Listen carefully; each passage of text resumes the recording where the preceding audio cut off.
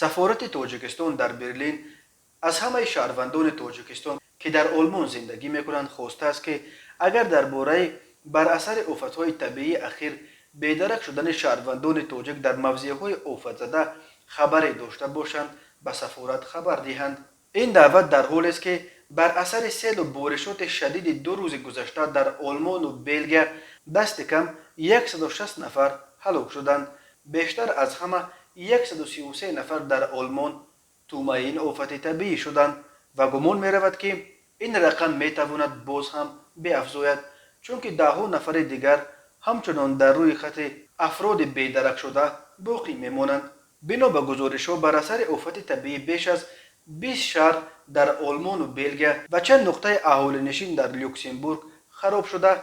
در مناطق آفت زده حتی برق و تلفن و اینترنت هم از کار برآمدند.